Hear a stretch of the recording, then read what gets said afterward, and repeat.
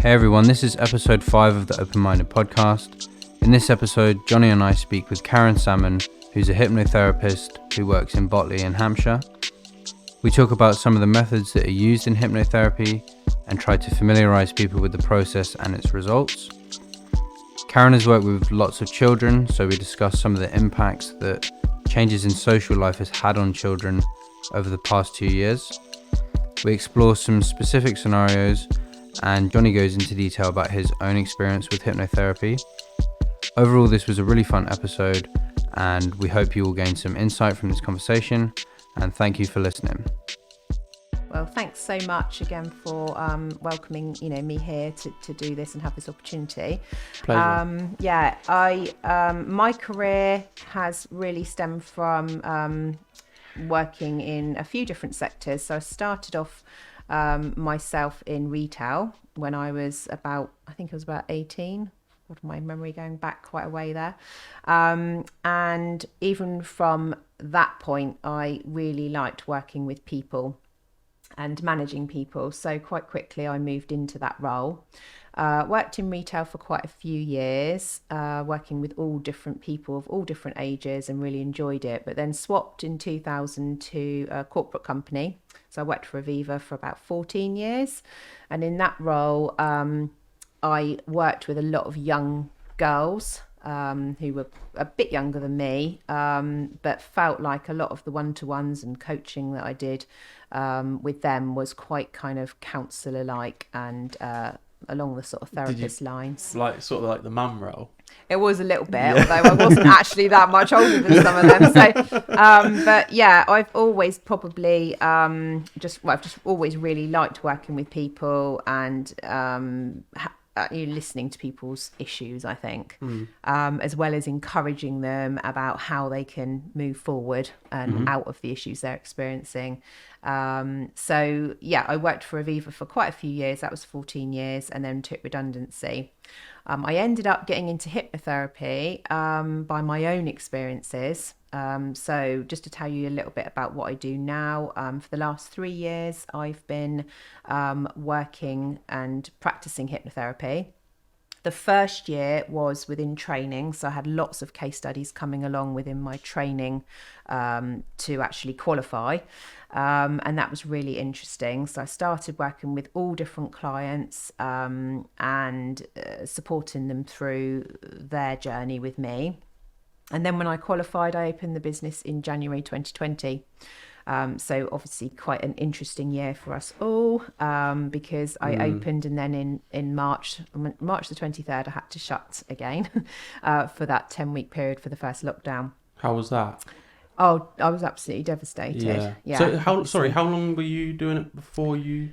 It was a year of training to qualify, and then I started in January 2020 and actually opened the business, which is Karen Salmon Hypnotherapy. And then March. How did it feel to do it with someone for the first time?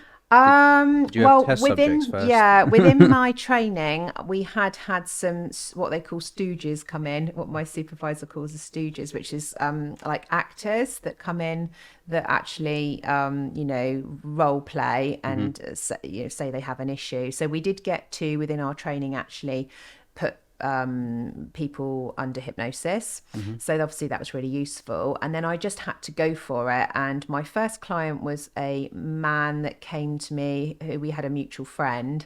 And that, was a really important client to me because he'll know who he is. Because I went through with his journey with him, and, the changes were enormous for him. And, I could obviously, it then builds your confidence when you start actually working with proper clients.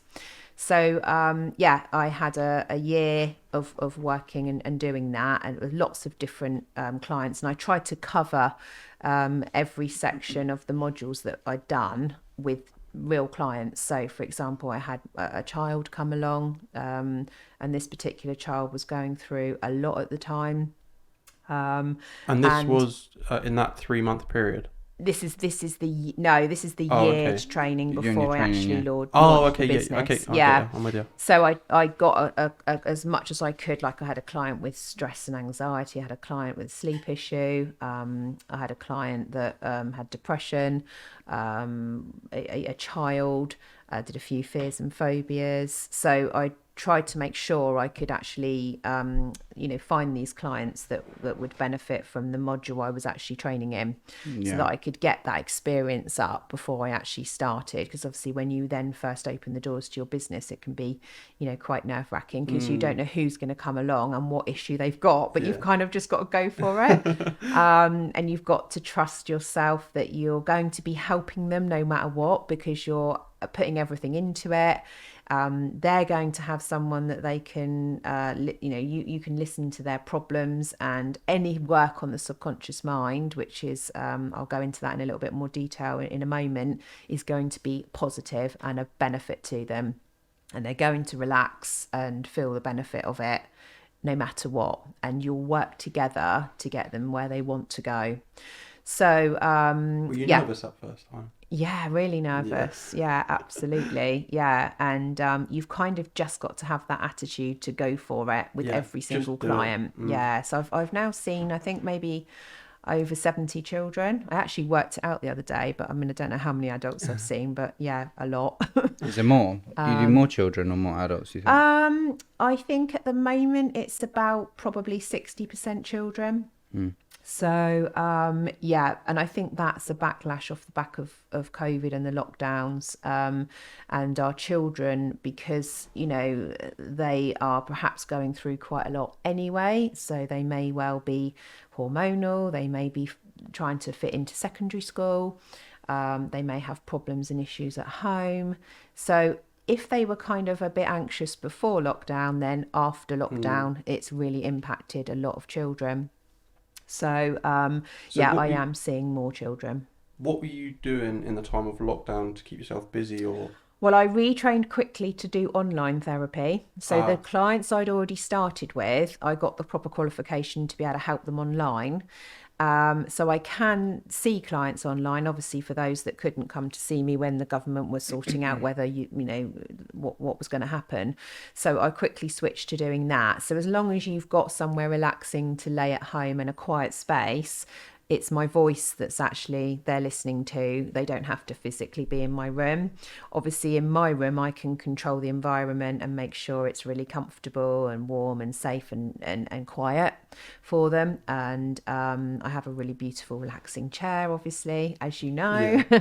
No one ever wants to get out of my chair. Dog. Yeah, and my lovely therapy dog, who is a big part of my business.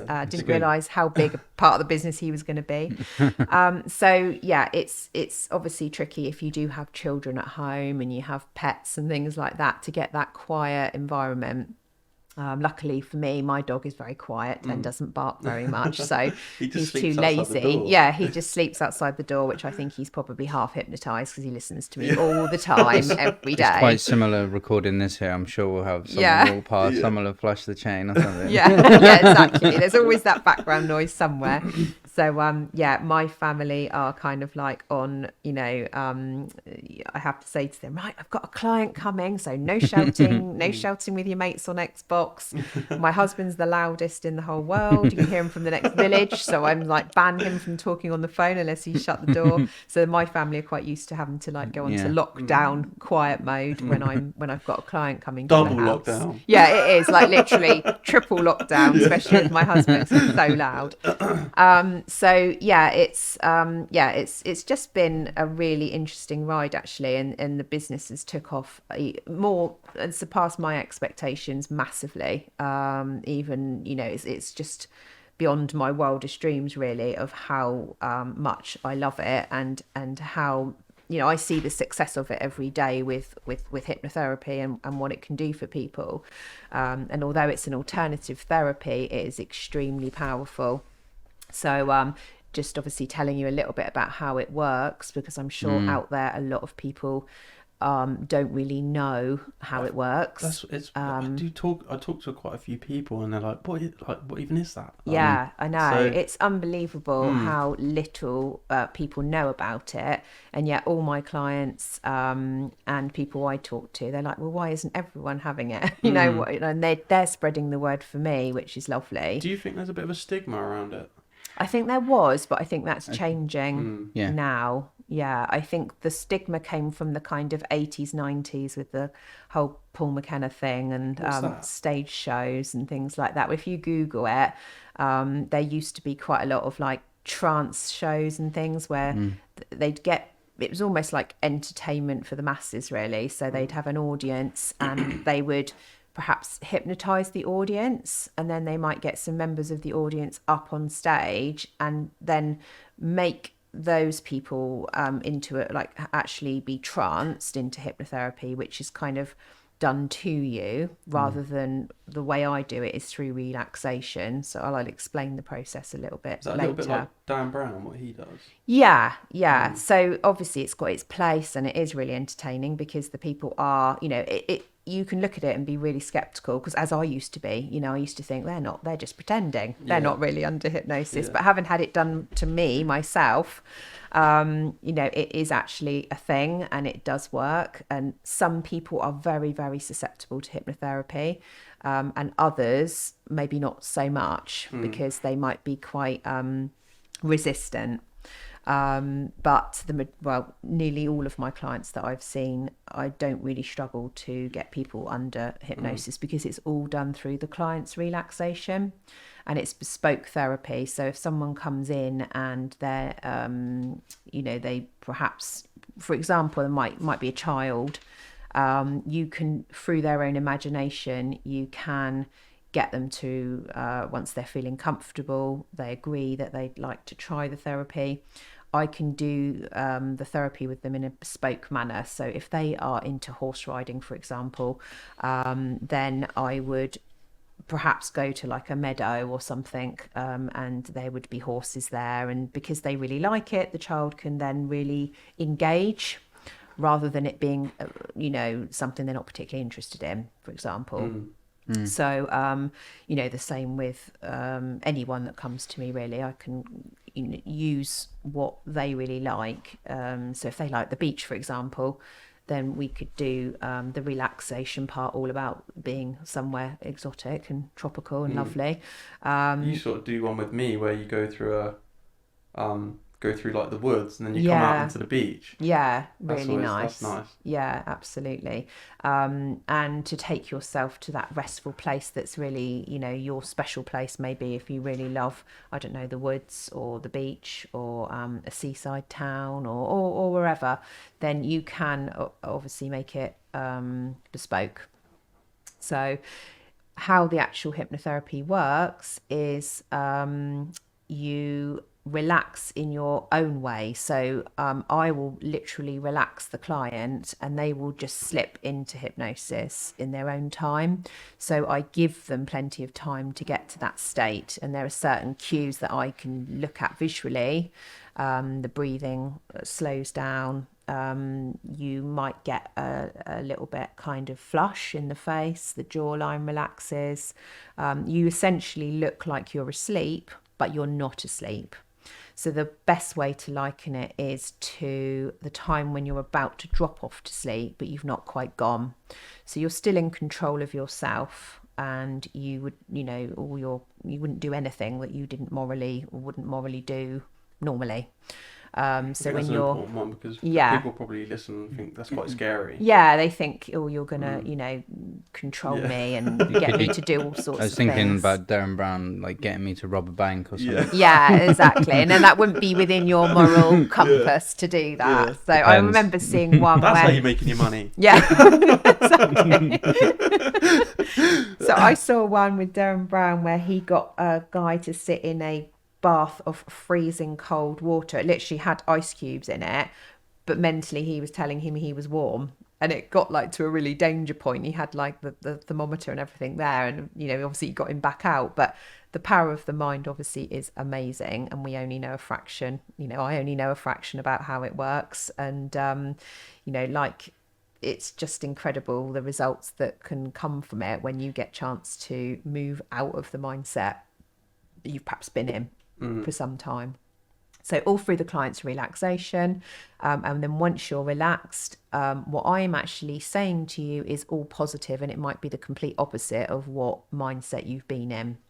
So it's all through your own relaxation. There's no trancing in hypnotherapy, and I'm governed by the NCH, which is the National Council for Hypnotherapists. So it's putting the client at the heart of everything you do, making sure they understand exactly what's happening to them and that they're happy and they feel relaxed. I think that's really important. I think you've got to want to do it. Yes, definitely. Yeah, you can't send your husband and him, come to do it, or the other way round. You've got to be open-minded. You've got to be really open-minded. You've got to want to get better yourself. And a lot of those things are just lying under the surface of all the stress and perhaps anxiety or what the actual issue is. And then I just help to bring it out, and we work together, my client and I, to get them to where they want to be. So it's all very kind of goal focused and quite positive, which may be the opposite of what they've been experiencing up to that point that they come to see me. Mm-hmm. Should we talk a little bit about how we met then? Yeah, that would be great. Yeah. So my little brother Ollie was having some problems with flying. And you helped him out with that. Could you, talk me through that? Yeah, definitely. Yeah. Well, your mum was going off to somewhere really exotic. I can't remember where it was. It was in something. The Caribbean. No, I was so jealous. It was in the Caribbean I was so jealous because it was like, I think it was coming up for a couple of Christmases ago. It might have been last Christmas. It was 2019, I thought. Must have been 2020. No, it was 19. 19 Christmas. Because you couldn't go away last year. Well, could you? I can't remember. Yeah, yes, you could. No, it was 20 because I qualified in January 2020, and you could still go away, but it was in one of those periods where the lockdown had lifted. So okay. And she was really worried because I think she was thinking this is going to stop us going on holiday. So another client had recommended her bring Ollie to me, and we obviously met, did his consultation. I gave him a little trial session to make sure he was really comfortable, and then brought him back, did one treatment session. And the treatment session really was about likening, because he was worried about the turbulence on the flight, which is a lot of people's worries. And it's that totally being out of control of what is going on at the time. So what I did when he was under is I went through... Just a quick one. My little brother, he was just like... I was on the phone to him. My mum was like, I can't do anything to help him. I can't talk him out of it. I can't... there's just no way. And I was on the phone to him and I walked him all through it. And I was like, it's just like, it's fine. Like, there's nothing to worry about. Like, whatever. All the spiel, whatever. And he was still like, he felt a little bit better, but it was still like, I'm not going. John, no. You can go. Yeah, he was willing to give up his place, I think, wasn't he? He was willing to give up his place to me. So had he flown before? Yeah, he'd flown loads of times. Yeah. But it just suddenly... It's just a worry. Something else happened. Something like that happened to me, and I was basically stuck in Italy. Oh well, worst place. And I was like, right, well, I'm getting a train back then. Yeah, exactly. Train in a boat. Yeah. Well, you'll be surprised at the lengths that people will go to, and obviously, I do hear a lot about that the fact that they'll do anything to avoid the thing they're worrying about. So with Ollie, what I did was I simply spoke to him about the fact that the turbulence is the same as if you were driving along in a car and you felt the bumps in the road, as we all do when you change a road surface. And when you go over the sleeping policeman and the bumps and the movement of the car. And then I said that when a plane goes along, it flies along over the top of 3 football pitches in seconds. So it was the difference between the speed that a car travels and a plane travels. And then the fact that those bumps with the turbulence is literally just like the bumps you get in the car, and you don't worry about the bumps in the car, do you? But you worry about the bumps in the plane. But the pilot is all aware about the bumps in it's just an air pocket. And then because he'd had that kind of smoothed over in his head, and he understood why it was the why in his head, when he came round, he was like, oh, I'm ready to go now. It was really weird. It's just like over it. And then your mum, she literally said, that's it, she's a miracle worker. And now I'm going on holiday. This is amazing. So, and he was totally over it. And it is really just about going back to that experience and sort of smoothing that over and undoing that knot that's got caught in your brain, perhaps from a bad experience on a plane where he maybe has thought back to that. Or it could be another worry. He might have heard about a plane that had crashed, or heard about something on the news. You know, as you do, we all have these outside influences, and then it gets stuck in the brain, and then you cannot access it. And someone telling you that it's all going to be okay is not sometimes going to cut it. So then undoing that issue for him, he was able to go away for, I think it was a couple of weeks, and have an amazing time on holiday. And really was quite happy. And then obviously that brought you into Intimate to see me. Yeah, it was I was going through a sort of stage where I was getting a bit more spiritual and all this, so I was very like sort of open to because I always just thought it was a load of rubbish. Yeah, absolutely. Well, I did. I did as well. I was really skeptical. I just was like, nah, that just doesn't work or whatever. No. But I come to you because I was having some problems with drug and alcohol. Obviously, I'm very nervous right now talking about this because it's like quite deep to me. But you're doing really well. You're doing really well. We're all here with you. I was going for a tough time because I lost my nan, and that was like... You were super close. Super, super close. Like, me and her were like... Yeah. I was living with her at the time as well, so... Yeah. I was going through some really tough times with... She had cancer. And... Yeah, it was just shit. Yeah, I was seeing somebody go through that. But I had a drug and alcohol problem before.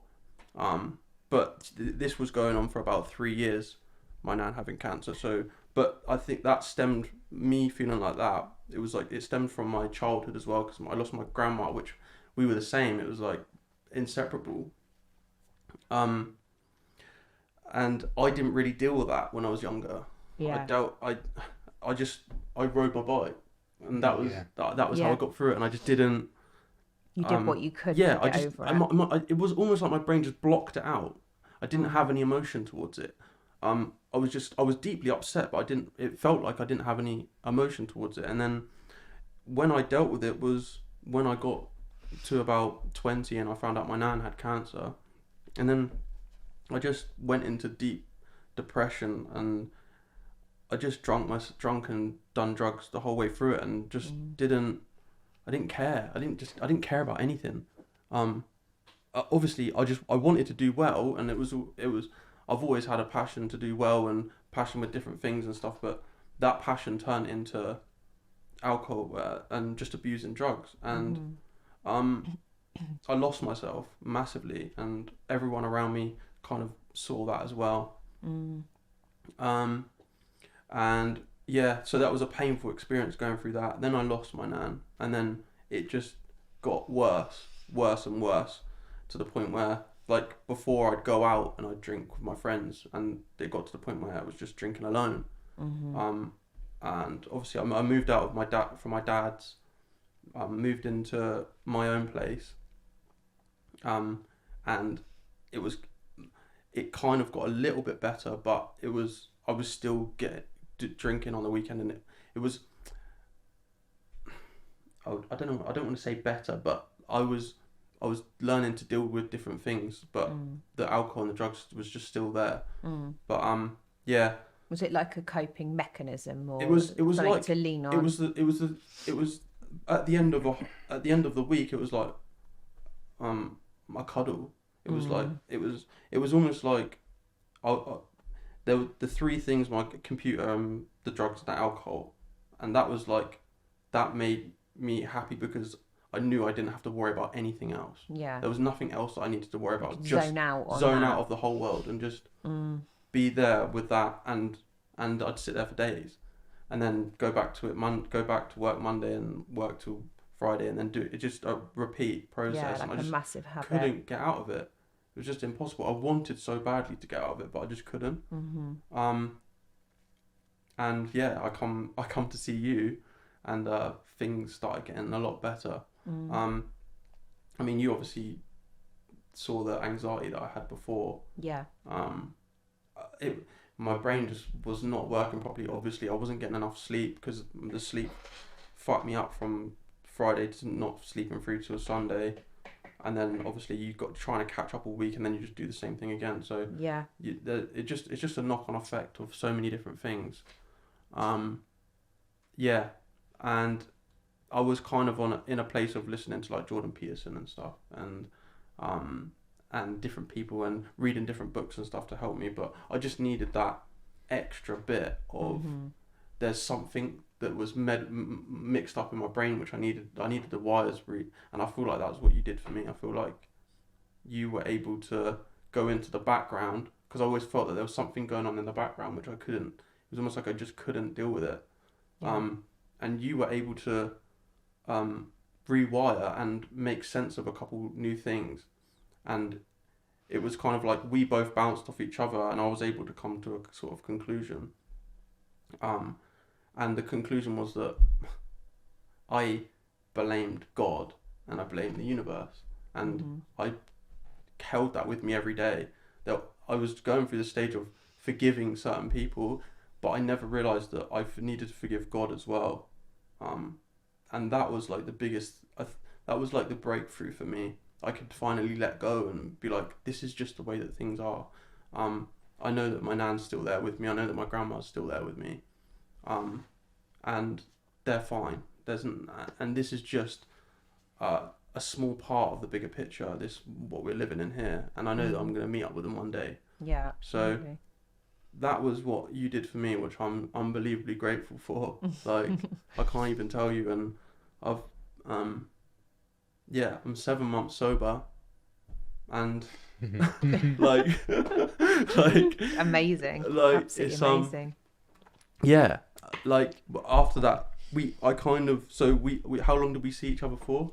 Goodness me, it was probably about 8 to 10 sessions, I think. Yeah, 8 in to 10 total, sessions. I think. So, yeah, and that was over super well. Yeah, with it, over you really a few months, grasped wasn't it? Yeah. I was going in and out of drinking. I'd do like a month or whatever, a couple weeks, weekends where I wouldn't drink. Yeah, you'd come back and say, "Oh, I had a bit of a slip up." Yeah. But yeah, I had a good couple of weeks, and I had a bit of a weekend. But that's what I really want to get out to people who are going through like a similar thing to me, is that when you do these, if you have like a little weekend off, be really proud of yourself. And like if you don't beat yourself up if you go back, slip into it again. Yeah. Just be like, I done well there, and I'm gonna do well again. Absolutely. Because it's a journey. When you beat yourself up, it only makes it worse, and you just slip into the same routine. A even bigger problem. You're adding extra problems, aren't you? Whereas it is literally a journey. Giving up something like that, you can't always do it straight away. You're going to have it takes so long, slip backs. But the most important thing is that you were progressing, and you were progressing forward, and it was getting less and less. So, you were having less slip-ups, and you were really progressing out of it, and you were starting to come out of it almost like a long, dark tunnel of black, and then there was light at the end that you were, heading to. And I always say to my clients, it is going to be a journey. I haven't got a magic wand, but we will work together, and, we will, nail down those problems. And with each session, you'll start to feel better and better and better.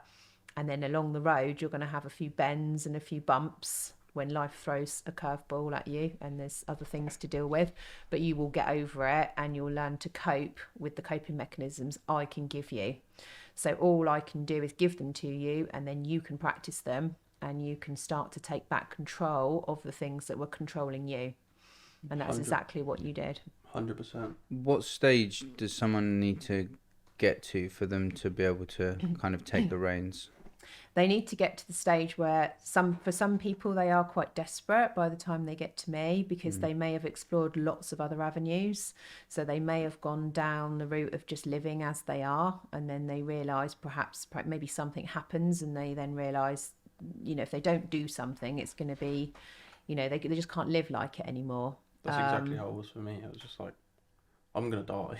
Yeah. If you're maybe like this, using and, obviously alcohol as well, well, then is the gateway to lots of other things, which, and then we obviously hear about the tragic loss of people that have taken it too far, and then it is too late, and they don't even perhaps realise that, they might not have wanted to end their life, but they've took it that bit too far that time, and then, something else happens with their health.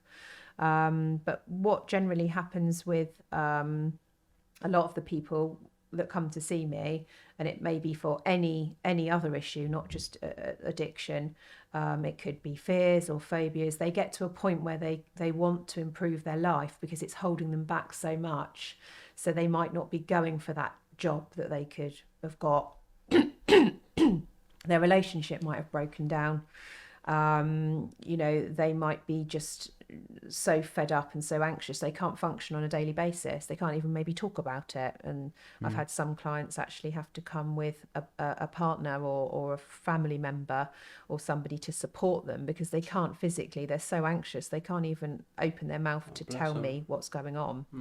And all I can say is it will get better. We will get you there. And then once they see there's hope that they can get better, then they start to realise that they can progress. It might be they've tried lots of other avenues though. So they perhaps have turned to the GP, which obviously is one of the areas that a lot of people would go to. They may have tried medication, but they don't like it because it makes them feel different in other ways. So obviously there's quite a lot of side effects.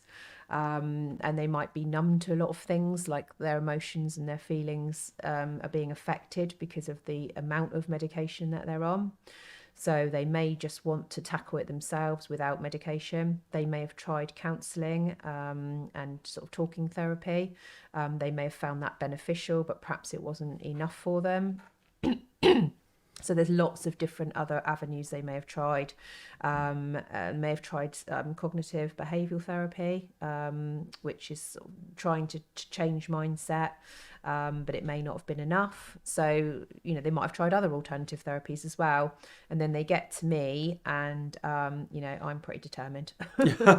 So, they then perhaps realise, well, wish I'd tried hypnotherapy before, why didn't I? And I think now it is the go-to therapy for IBS because IBS, a lot of it's stress induced. So I think maybe there's a thing now that it's a really good therapy for that. But obviously what a lot of people don't realise is you can turn to it for so many things. Give them a little rub on the tummy as well. Yeah. Yeah, focus it in that relaxation on the tummy area. Definitely. So how much of the results that people get is from you versus from them? Oh, I'd say it's a partnership. Absolutely. Yeah. That's what it's a good old 50-50, I think. Because, I'll listen I'll tell you about the first consultation. So when someone comes to me, we spend about an hour and a half approximately. That first hour is us getting to know each other, because it's a lot about who you choose as a therapist and whether you gel, and it's feeling relaxed and comfortable. And a lot of people open up a lot more than they think they're going to within the first session, and it all comes out. It's about building rapport and trust, because you have to, as I say, you have to feel comfortable in the situation you're in. And then we move forward to say, where does that person actually want, what do they want to look and feel like in a few months' time? Because the other thing with it that's amazing is it's very, very quick. So you could, come to me for a consultation, and then on the second session or the first treatment session afterwards, which would normally be the following week, you could actually feel quite different within just the trial session and the first treatment session, because your mindset is being changed, and as you go on, you're letting go of a lot of the stress that's been pulling you down. making you feel like, you know, you can't do what you want to do. So yeah, massively different. It is. It's like a battle. It's just you've got to go to war with it, and it's not just your job. This is like another thing. It's you really have to want it yourself as well. Yeah, absolutely. And I was putting in the work at home as well in my own life to make sure that I was getting out of this rut. And yeah, it's a you can't just could do a session and think that everything's going to be perfect afterwards. You've got to have that positive mindset. Well, you help so much with that positive mindset, but you need to keep that going. You can't let it go, otherwise it's going to be a bit of a waste. But but once the reward that you get once you go through it is unbelievable. Like, I literally feel like I can get through anything now. Oh, that's amazing. It's like, if I can get through that, then I can do anything. Yeah. And it gives me something to be grateful for every day as well. Yeah. It's like, I've got through that. Like, everything else is just a bonus. Yeah, absolutely. And I think once you've conquered your issues that you had, you particularly, everything else sort of pales into insignificance, and you're like, well, I can achieve anything now. I can just go for it. I can push myself that bit further. And that's what happens. People get new jobs. People's relationships are better. You help with my relationship as well. Yeah. Yeah, that's the thing. There is no limits to it, and that's what the amazing thing is. So generally, I will work quite a lot. I will work on lots of different things for people. So someone might come to me and they might be really worried about starting because they don't know where to start because they've got so many issues. They think, well, no one can sort all this out. But actually what happens is together we really start to sort the issues out. So it might be they need to release anxiety to begin with because they're very, very stressed and anxious about everything, and their daily life is really hard. Once they feel better and they've let go of some of that, because it's amazing for anxiety release, and you feel so good afterwards. And I'm sure, John, you can say how you felt when you get out of the chair afterwards. Yeah. Because a lot of people wouldn't know how you feel, obviously. The first few times was amazing, and I went home and I was on the phone to my mum. Like, I feel great. I feel like so much better. It's almost like that buzzing feeling, isn't it? You're like on cloud nine. Some of the times it was really tough. Yeah. Obviously, when you're battling with anxiety, you bring that out in a session, and it's tough. That was like my hardest session with you, that one with anxiety, because I felt all of my anxiety just came like 100x, and it was like, oh my god, and you just walk me through it, and with your breathing and stuff, and I came out better the other side, but it took me a little while to get over that. Because you had so much it needed to come out, and you've almost got to face it. You've got to face that anxiety head on, and like you said, it is a battle, and you need all the armor to win the battle. Okay, round 2. Yeah, where did we get to? So we've got into my bit, So and then we've done brother. So now leading on to the children. We said about how many. So I see. A little question: what do you think the negative side effects of everyone going on lockdown? But how has that negative impact now come to the kids? What you're seeing now?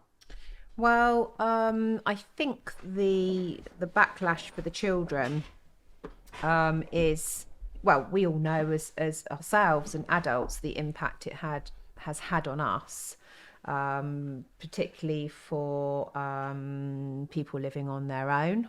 That's been a massive struggle, who perhaps used to see people socially at work, and then all of a sudden they are at home. So the impact on adults has been great enough, but I think the impact on children, we're only really starting to see that now, how huge the problem is. I know from my own business, I've been seeing a lot more children lately than I ever have done before. So obviously pre-lockdown. And I think if you have any issues as a child, that then adding lockdown into the mix has made everything a lot worse. And the reason that is because if you're perhaps an anxious person, you maybe really like routine.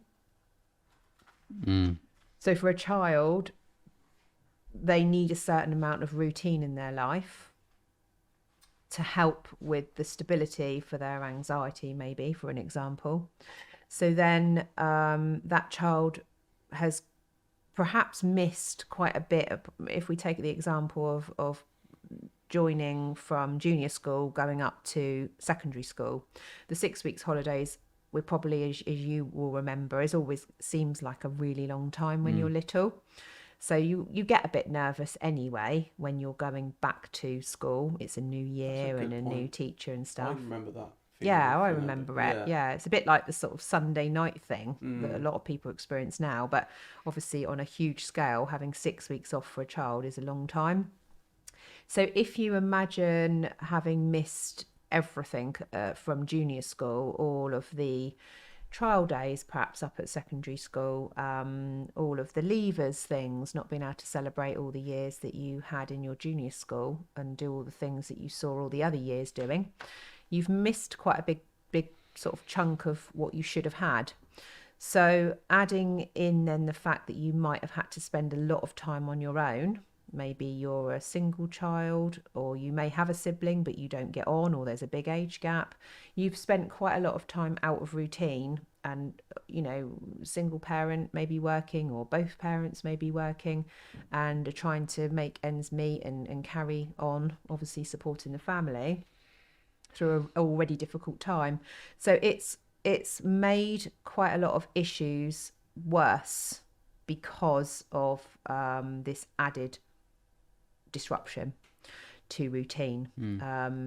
So for example, you may be very anxious going into school on a Sunday night or after the 6 weeks holiday, but then try adding in a whole year and a year and a half, I think, in total of in, out, messing about with routine, changing in teachers, changing in rules, having to adapt, not getting the friendship groups perhaps that you would have had because you've not had chance to. Also, some parents will have been stricter over the lockdown rules than others. So some parents may have still let a friend come round or let people meet outside, going to the park, things like that at certain times. Some parents may have been more nervous and said no contact at all with anybody. So also the child having to deal with that when the fact that perhaps their friends may be meeting up with their friends and then that child's not allowed to. So, it's had a huge impact, and the sorts of things I'm now experiencing in the business are, heightened anxiety, not wanting to go to school, not perhaps wanting to come out of your room, for example, problems with germs, and that becoming a fear or a phobia, not eating because that you're so anxious that's gone on to something you can control, like your eating.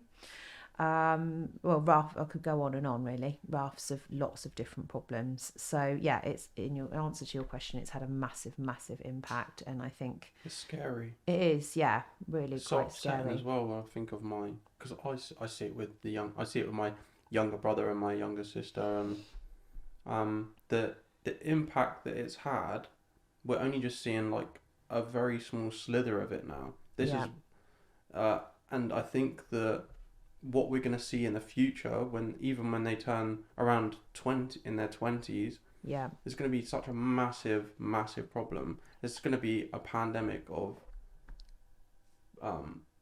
unhappy people, disrupted children. And what we can do, and what parents can do, and what we can all do, I think, is listen to the issues that the children are having, try and support, try and communicate with your child as much as possible, because they may well be going through quite a difficult time anyway, because obviously, as we all remember, the teen stages and hormones and up and down, lack of sleep, worrying about your identity, worrying about yourself, how you look, how you fit in, how you're feeling. All of those things are hard anyway.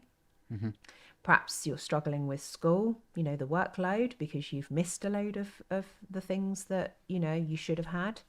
And then you're maybe not getting the support to catch up, which perhaps just isn't there, because obviously the teachers have had a massively stressful time as well. They've had to work through all of this pandemic as well. So it is massive.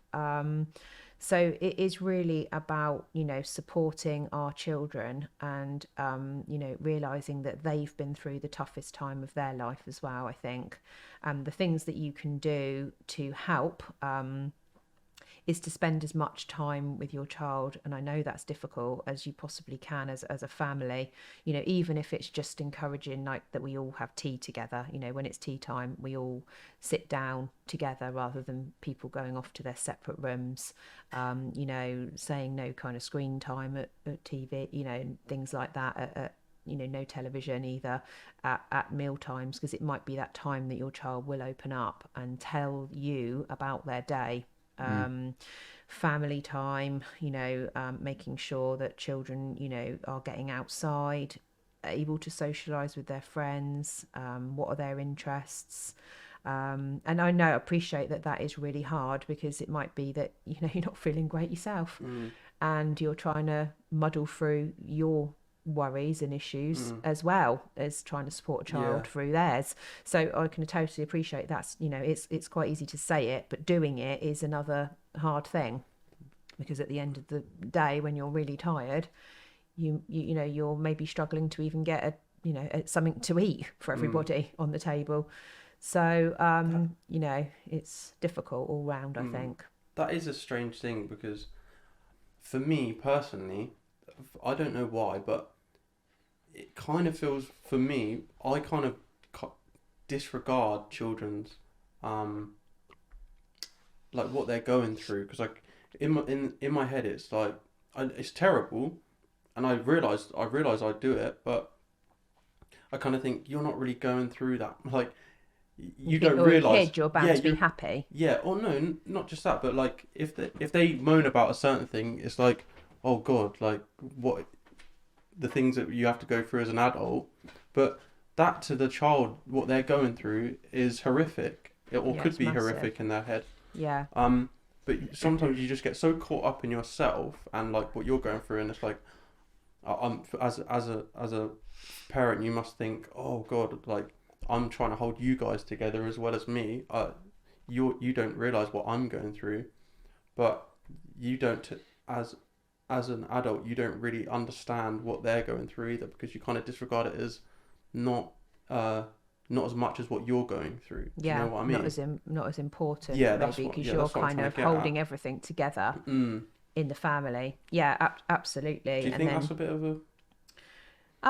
Yeah, and I think what tends to happen is if the child's not really displaying any symptoms of things, it can easily get missed. And then obviously it just grows and gets worse and worse and worse, and you might not realise that your child actually going through it.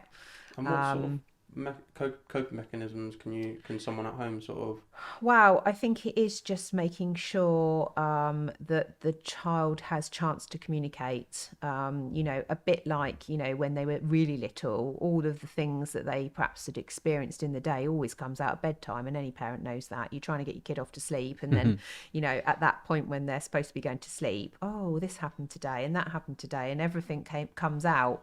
So even if it's just spending a little bit of time listening to them and asking them how their day was, but really asking them, not just letting them go, it was boring, which is what most kids say. Nothing rubbish. Happened, it was rubbish, I learnt nothing, I did nothing happened at all.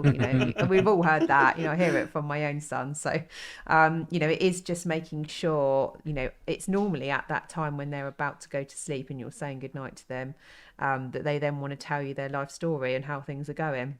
So even if you just put a little bit of time aside, and I'm sure lots of parents are doing this, to listen to what's going on, and they may well open up. It's just having that opportunity for them to be able to, I think, and that is that time of daily, if you can, making sure you have that time together, to perhaps when it's meal times, because that is a really good routine to get into. On Sundays a lot of people make a thing of having a roast together perhaps.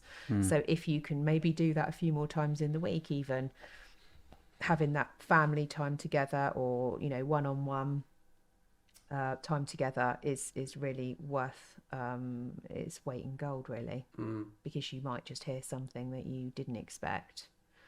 And listening to that would be a good support, and then offering guidance as to how you can deal with it.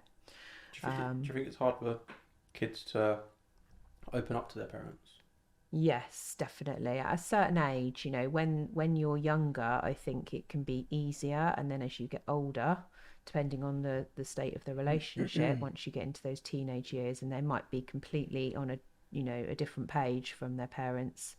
And the parents are on a different page from the children. So it is finding something, that common ground that you can build on, to build that relationship as much as possible back up. One of my problems was, like, my dad, he believed that I could go to him about anything, but I didn't believe that.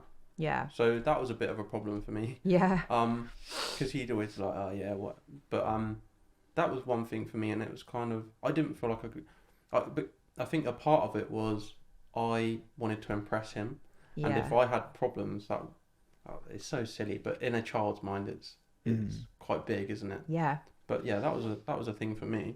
Yeah, and I think children don't, they obviously don't realise that the parents have been through things themselves when they were younger, and it's just sometimes we all feel too far apart, but it is that communication and opening those lines of communication as much as possible. To realise, obviously most of the time the parent just wants the best for their child, and they want to see them be happy and do well. So yeah, absolutely, and that's really common, with dads particularly. So these effects that have affected children over lockdown, it kind of comes down to changes in plans. There's anxiety about a number of things, but there's also, how do you word it? It's like a disruption to their normal routine. Routines, yeah. And what was the other thing we said? Not Stability. being able to see, not being able to see friends and family. How important do you think, for example, stability is for a child? And well, yeah, massively, because you can feel, I think if you are a little bit anxious, you can feel very out of control. So if things become unstable in the family and the routine goes, then that can obviously add disruption and can make you feel quite easily unstable, and that things are going wrong, and that this change has come about, and all of a sudden everything's different. And not having things to perhaps look forward to, even if it's just going for a walk with a friend, that kind of thing. Yeah. Obviously is hit home quite hard. But I also think for children spending a lot of time on their own in their bedrooms is been quite an impact too. And that's nobody's fault. It's just been the way it's been. And that can make a child quite low, because it's obviously not the normal thing. They would have had school, they would have had teachers, they would have had friends there. So it's possibly, well, it has definitely made some children's issues seem a lot worse than they were. How important do you think it is for parents to stay together? Because obviously you were talking about disruption and a big change in a child's life. I feel like that for me, when my parents broke up, that was quite a big thing. Yeah. Quite similar. Yeah.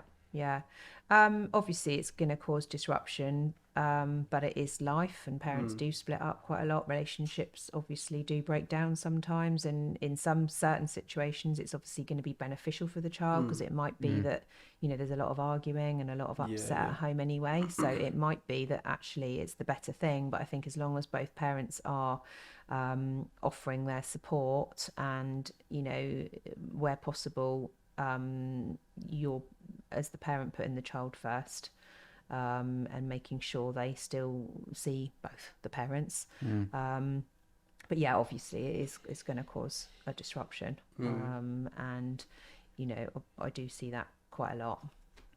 How do you think that plays out long term? As just in general? Well, it can obviously break down the relationship quite a bit. So the child not being able to perhaps see the parent as much as they'd like to is difficult because of work and because of other commitments. So it is really a case of making sure that a structured schedule is put into place so the child knows where they are and when they are able to see both parents. But yeah, if there's, you know, been examples of perhaps one of the parents moving away, for example, and not seeing their child again, then obviously that does have quite a big impact. So I got a bit of a change of the question, right? But I think it's quite interesting. So I wrote something about adaptability and how children are quite adaptable. Yeah. So we're kind of talking about it in the sense of that there's a number of problems that can be caused by disruption. But what about, I had quite a disrupted childhood. And I think there are negative and positives to it.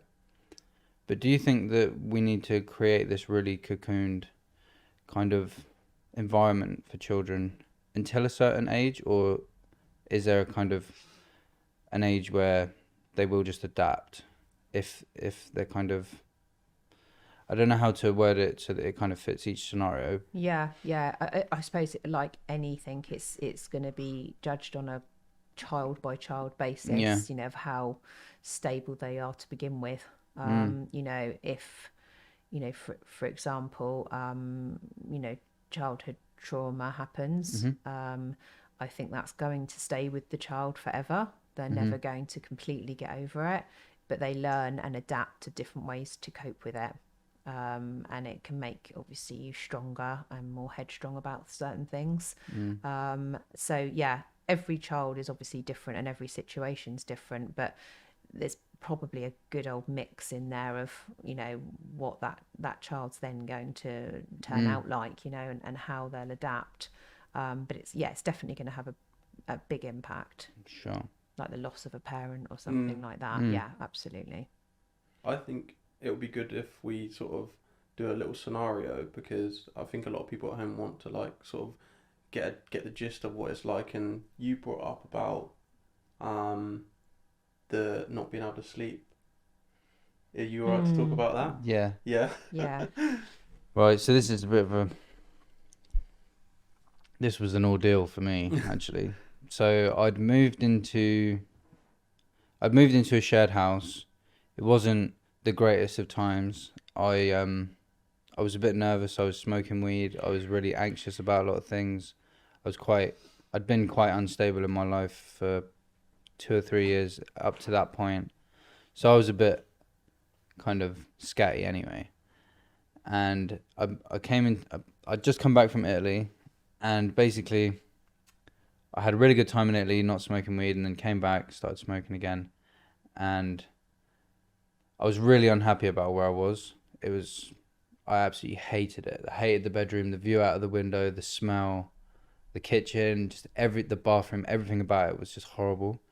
And like the 3rd or 4th night I was there, I was asleep. It was like 3 o'clock in the morning. And then someone was just trying to boot my bedroom door off.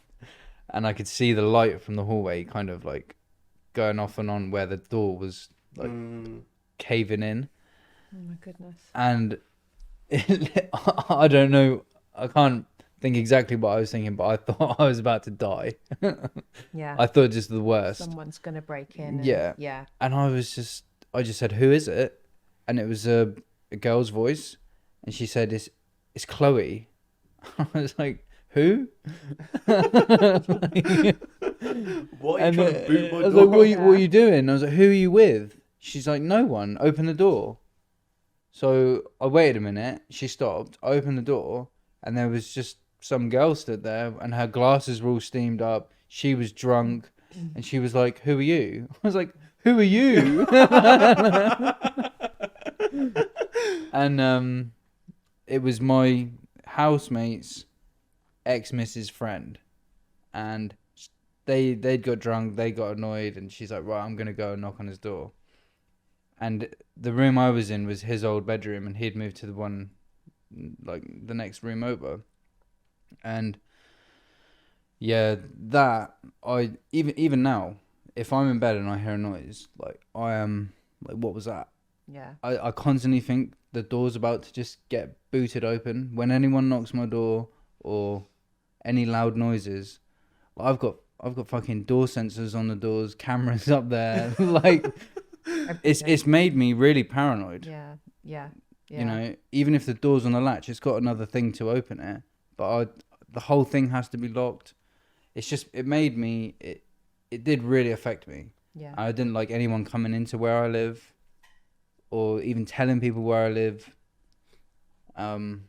It made me quite, that had a lot of knock-on effects. Yeah. And I didn't sleep properly, I'd say for near on a year. Yeah. I would like wake up and It's massive, isn't it? it had a massive effect. Yeah. Yeah. So that, you know, that one incident has literally stayed with you, and has, you know, triggered your fight or flight. It's triggered your own inbuilt mechanism to react to danger. Yeah. And at that point, when you were settled and asleep, you got woke up by this incident happening, and it was enough to put you on complete red alert. Like any sort of trauma, your subconscious mind, which is 90% of your brain, that side of your brain will have, you know, stored that, and now you're living with the fear of any noises. So for an example, for hypnotherapy, what I would do with that is, obviously you would come in for consultation, we would go through it in detail, probably more detail than what you've said there. And we would go back to that incident and tell you that it was, you know, a one-off situation, and you did what you did at the time to cope with it. You know, you weren't at danger and you're okay, and almost sort of unlock that fear from your mind so that you can now sleep more peacefully. Because it's very unlikely to happen again. It was a one-off thing, you know, hopefully. And you know, I hope so. Yeah, exactly. It's not likely, you know. It was a mistake, that the impact of that person has had a massive impact on you, which is, you know, what happens in life sometimes. These things happen.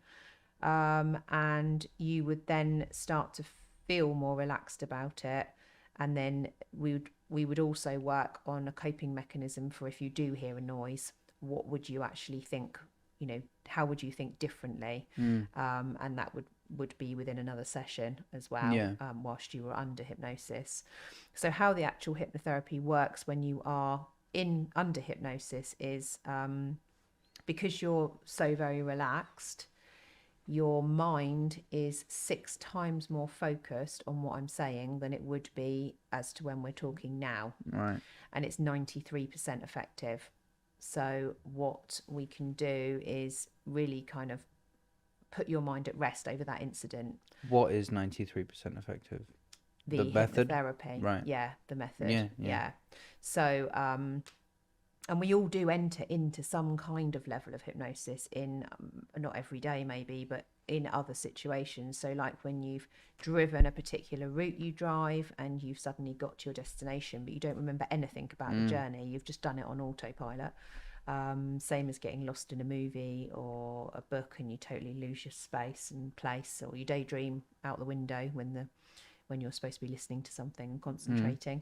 So we do, you know, when we daydream, we do kind of dip into that kind of feeling. Okay. And that's exactly that feeling that it feels like. You're kind of there, but not there. That's what I feel like with you talking now. Yeah. You're sorry. Yeah, Try not to put you under whilst I'm speaking. So yeah, I would say that you would feel a lot better about that feeling that you have. It would reduce right down from being really massive in your mind to being very much smaller. Therefore, then you can cope with it. Yeah, it totally makes sense. And there was something else I was thinking about as you were talking. So before that happened, I was really depressed for like 3 or 4 years, and I went to see a doctor. I told him my story, and he just burst into tears, and he was just like, "There's nothing wrong with you." He was like, he said that I was younger than all of his kids, and he still sees them like babies. So he was like, how you feel is proportionate and correct to the situation. You know, if you didn't feel like this, something would be wrong. Yeah. And he gave me antidepressants just because he said, I don't think these are going to be what like ultimately helps you, but he was like, they might give you a bit of a kickstart to doing it, you to cope. Because I was waking up and I was getting so angry that it felt like electric shocks, like, and I was getting spasms and things in my back, physical symptoms. I would wake up, I'd be so angry, I just wanted to. The way I described it was, I want to just headbutt something to knock myself out. I just don't want to feel it. Yeah. So he gave me these tablets, and like, I just couldn't feel anything when I woke up. It was just completely numb, like really flat emotional response. Yeah. And I only took them for about 10 days, maybe 2 weeks max, and then I stopped it and stopped smoking weed. And within a week, I just felt so much happier. In 2 weeks, I started having really vivid dreams where I could smell things, and it kind of merged with what I perceived when I was awake. And that experience of stopping and kind of understanding that there wasn't actually some chemical imbalance, and that I wasn't broken, and that I'd actually experienced something which was traumatic, and that I'd had a correct response to it, but it may have been slightly disproportionate through drug use, and it kind of blows things out of proportion. And then for example, if you're smoking weed as well and you are depressed, you're going to be really lazy, you're not looking after yourself properly, you're not washing properly, you're not eating properly. So it has a massive number of knock-on effects. Like, your friends don't really want to see you because you look homeless. I know so many people who, they see me now and they're just like, what the fuck? Because a few years ago I just looked unkept and like just have a big beard, like just look really rough. But I think being told that maybe those things are not the correct response, and like it could have been nipped in the bud at some point. But I think a lot of people who experience depression think that there's something wrong fundamentally with them.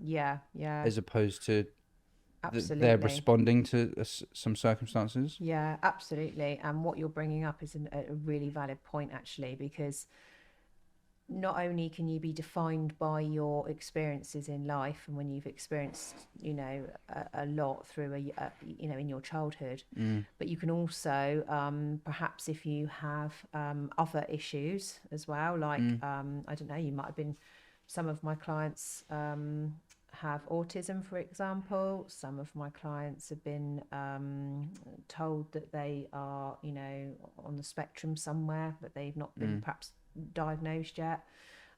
Some may have bipolar.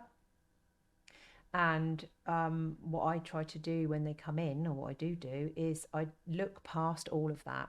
I actually don't, as long as it's within the realms of what I can support them with, I actually kind of say, okay, that's fine, and you'll be okay, and you'll still do really well.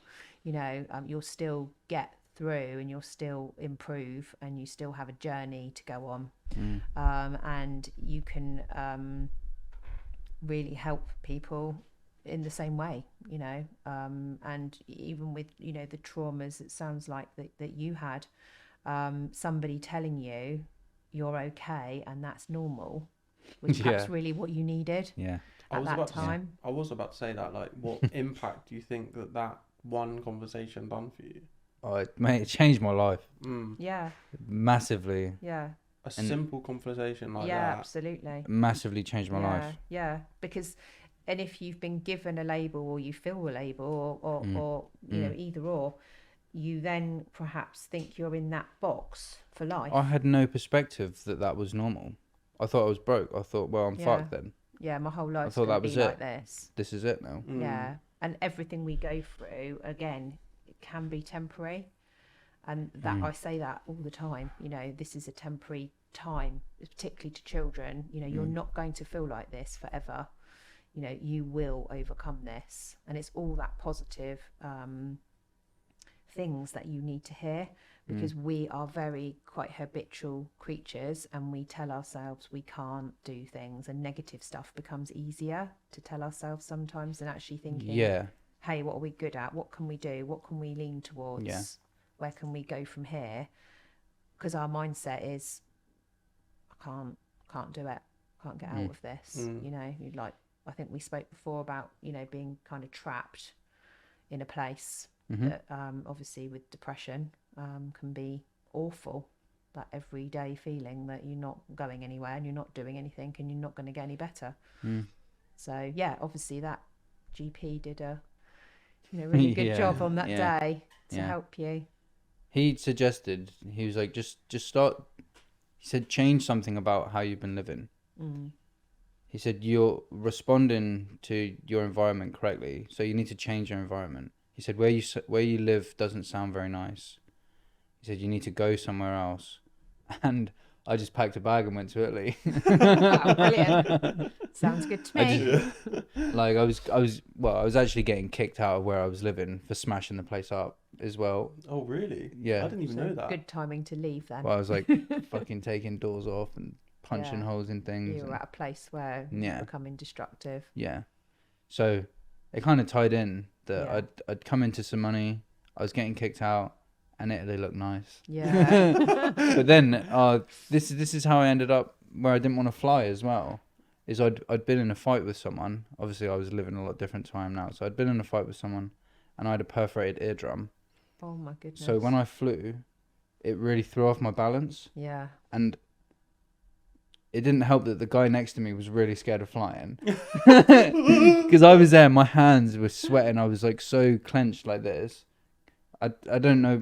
He was kind of stressing me out as well. And he was saying that his mum made him like that.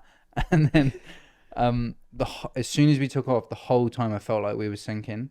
And then the guy next to me was almost like reassuring me that So I thought that plane was going down. Yeah. Like, that was good. Genuinely. That he actually stepped up to help you. No, this guy next to me was more scared than I was. So it made me like, I'm looking at him. I'm like, can you feel that? He's like, yeah, it doesn't feel right, does it? And I'm like, fuck. They couldn't have put you next to a worse person. Yeah, so I was next to the worst person. But then I actually only went for a month, and I extended it for another month because I didn't want to fly home. And I was like, I'm going to work out another way to get back. That's the reason. I didn't know that. I stayed for another month because I did not want to get on the plane. That's hilarious. Yeah. So, you definitely needed a hypnotherapist yeah. at that point. Yeah, but actually my ear had healed by the time I came back, so it was absolutely fine when I flew back. Yeah, and that fear can be, it is massive. But the thing is, it just kind of highlights that we have really weird little nuanced experiences, and it affects us in really unique ways. Yeah. That was my specific experience, and it affected me in a specific way. Yeah. But the thing that I find actually quite interesting that I wanted to ask you about is that a lot of people, when you speak to them long enough, seem to have had similar emotions and gone through similar experiences. And especially, we were talking about mental health in young men, that almost every guy I know who's similar age to me has been through something like that, and almost battled with it in the same way, where they've not really been kind of privy to some of the information they found out later, and they've had to go through it and learn the hard way. And I feel like Johnny and I talk about this a lot, that no one kind of sat us down as a young adult or teenager and really gave us any idea of what it was going to be like. So it has been in hindsight, things don't seem as massive as they do when you're experiencing it at the time. No, definitely not. You look back on it, don't you, and Yeah, and realise you just think, what. why did I make such a big deal out of that? Or Yeah, yeah. that wasn't actually that bad, you know? But If you was to have someone there who's told you, yeah, look, Yeah. you're going to come across these things in life. Issues. Yeah. Wouldn't it and be this is- great if in school they did a class Oh around? God, there's so many things that they could do but in that's- school that they don't. Yeah, it would be amazing, wouldn't it? But that's Sort the of thing. life skills of the ups and downs of Yeah. life and what life can But throw at you just sometimes. that perspective change that doctor said to me Mm, changed my life massively. yeah. Yeah, I can't even describe how bad I felt then, those times. Like, I wouldn't wish it on anyone. No. It was horrible, No, absolutely. you know? And that's the thing I think as well, that, you know, everyone or most people at some point in their life will go through something, you know, with their mental health. Mm. You know, and it is, you know, the same importance as something physical, like, you know, your leg hanging off, you know, and that's It's just what we as don't important. realise. Yeah. You know, it's just as important and, you know, needs to be focused on. And if it was focused on in school, even just you know, an hour a week or something would be great. Pull that a little bit. So yeah, in an ideal world, that would be amazing Yeah. if in schools it was part of the education system. So I think one of the things we said before this about a common denominator amongst people who are coming to you with anxiety and depression is substance use and abuse. Yes, yeah. I've seen a few. I wouldn't say I'd say the most common thing at the moment is anxiety. But there is some with addiction. You know, whether it's smoking, alcohol, drugs, sugar addiction as well, and food. So That's something that people I've wanting picked up. weight loss.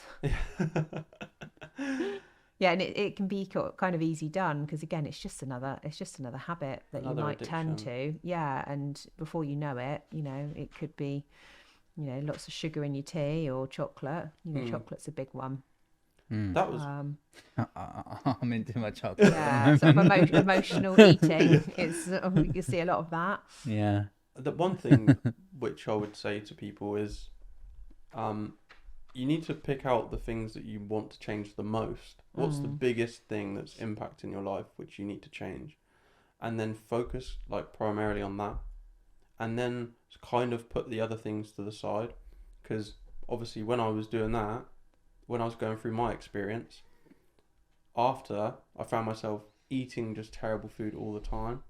I'm still going through that now, but now I can concentrate on that and not just like I don't have to worry about not drinking. Yeah, it's like the main events over. Yeah. So now You're on the sideline stuff. And another thing that I realised was giving me anxiety was caffeine. Yeah. And I was able to just give that up like that. Yeah. Yeah. And that's something that I think I would have struggled with before giving up drink. Yeah. Because it's like, oh, I've given up that. That's easy. I can give up that easy. Yeah. But yeah, you're able, if you put your focus onto one thing and then leave the other things to the sideline, and then you combat them one at a time. Otherwise, it's just an overload of problems. Which and then you can feel overwhelmed and like you can't do any of it. And then you don't. Yeah, absolutely. And that's exactly, you know, the journey that I take with my clients. You know, we say, what's the most important thing that you want to sort? And, you know, primarily it might be that sort of anxiety and stress level's too high. So if you likened it to a bit of an analogy of a bucket of water that's filled to the brim, and then you have to cope with that, but you're then coping with other stuff that is coming in, thrown at you on a daily basis, and then that water's starting to spill over. So, you know, you're out of control then. You know, that stress and that anxiety's spilling over, and you're starting to lose your focus on everything because you're just so stressed and so anxious. So what the hypnotherapy does and the sessions is reduce that water down by a big chunk, so it's maybe down at 3/4, so you have the space to cope with the everyday stuff. And you can you can actually start to then move forward, and gives you the space to be able to move forward. I saw a similar idea to that was about dealing with grief, and Mhm. it was like it's kind of like a liquid in a bottle, but it was saying that the grief doesn't change, but you grow around it. Mhm. So you become like you increase while that stays the same. So like Yeah. relatively, it's smaller. Yeah. So I think as we develop that, you know, things that I feel were massive kind of hurdles to overcome before are just normal things now. Yeah. Yeah. You know. Yeah, Yeah. that's one big thing for me, 100%. Yeah. Bereavement's massive. Yeah, it's massive, and it's different for everybody. It's like a huge curve, the bereavement curve, and then everybody takes however long at each stage to get over things, and some of those stages could last for, you know, years. It's obviously always going to be with you, but yeah, absolutely.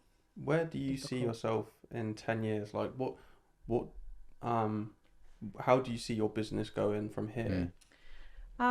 Well, obviously I absolutely love what I do, so I will be continuing to see clients, but I would like to expand the business and reach more people, obviously, because not everybody can come for hypnotherapy. You're also quite strapped up as well, aren't you? Yeah, there's quite, I am You've got quite waiting busy. lists and things like that. Yeah, I have at the moment, and I think obviously like a lot of therapists have out there, it's a high demand at the moment, and you know, a lot of people that have lived through the lockdown recently, they've realised they don't want to live that way anymore, so they are being more proactive with their mental health, which is obviously good.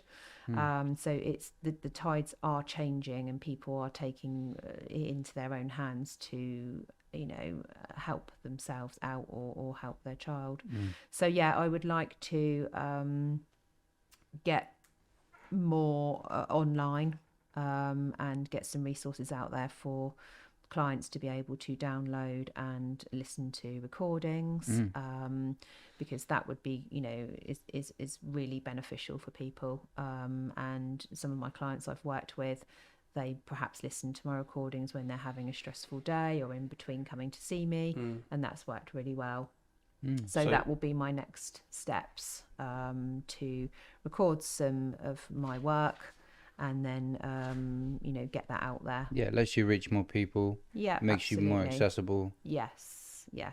And people on waiting lists can have a little tester sort of experience. Absolutely. Yeah, absolutely. And help as many people as you can. Yeah. Without having that one-to-one experience. Yeah, absolutely. Yeah. I think that would be really interesting, actually, if you had some kind of...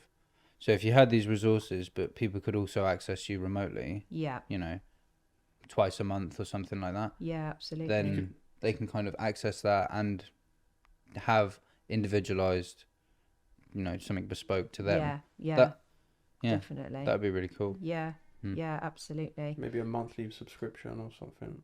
Yeah, absolutely. I haven't, definitely be something I'd like to be thinking about. Yeah, it's really interesting. People can find you on Instagram and everything, and Facebook as well. Yes, I have a Facebook page, which is under Karen Salmon Hypnotherapy. Yeah, and an Instagram page. I have a website as well. So what is your website? It is Don't worry about it if you can't remember. We'll find it. I think it's just Karen Salmon Hypnotherapy. Yeah. www.karensalmonhypnotherapy.co.uk. That's something to look out for. Yeah, if you Google me anyway, you come up. it'll come up. I was in the Echo actually. Yeah, a little while ago. Yeah, you're in the Echo, and you did a talk as well, didn't you? I did. Yeah, it was right at not long after I'd. It was a little while after I'd set the business up actually, but yeah, it was a bit of a surprise because I didn't actually know what I was going to be in the Echo. So that was quite nice. It was a nice surprise. Not as big as this though, obviously. No, obviously not. Obviously not. Yeah, I filled in some details, but I didn't actually know that the whole page spread was going to go online and in the paper. So it was really lovely because I got some clients contacting me saying, "Oh, I've seen you in the Echo." I said, "Oh, what, really? Where? What?" And I sort of like said to my son, and he was Googling it, and then it all came up. So yeah, it was a pleasant surprise, and really nice. Yeah, because obviously I reached some people from other areas that, you know, I wouldn't have reached before. So yeah, that's really good. Yeah, it was lovely. Is there anything else you want to add before we wrap it up? I think this has been an amazing podcast. Yeah. I'm really happy with I've this. really enjoyed it. Thank you so much for coming. Yeah, Karen. thank you. Oh, you're welcome. I've Yeah. really enjoyed it. Thanks so much for inviting me. Yeah, it's been amazing. I think a lot of amazing people afternoon. are gonna really relate to this at home. Yeah, Yeah. absolutely. Hopefully we change a few people's way they've been thinking Yeah. about things or whatever. Yeah, absolutely, absolutely. And you know, it's all other ideas and you know, thinking about, you know, how you can change and you know, like for yourself, you know, for example, that one thing that was said to you had a massive impact. And you know, I would really hope that if one person can get something out of this and change their mindset about something even to bring help someone themselves. to you. It's just that Yeah. that little thing of that you're presenting an alternative method. Yeah, Yeah. And that, you know, everyone's experience is so individualized that it's going to be really unique. So you never know when something like that is going to help someone. no, You know, absolutely, which is why things like this are so important. yeah.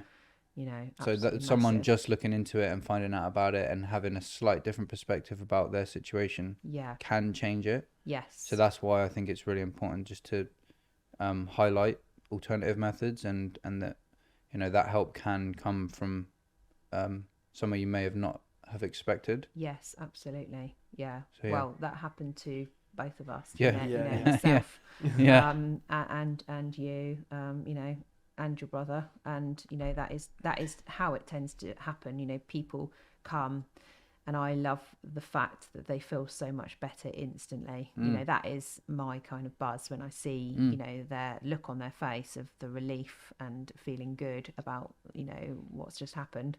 And then they are so, you know, happy with the results that they then tell other people. Yeah, sure. So, you know, that's basically, you know, how I've been working really. It's all sort of word of mouth and, but obviously it's really important to get the message out there to other people as well and within other areas as well that people can seek help. Wonderful. Excellent. Lovely. Thank you so Lovely. much. Thank It's you, been everyone, really for listening. amazing. Thank you. Thank you.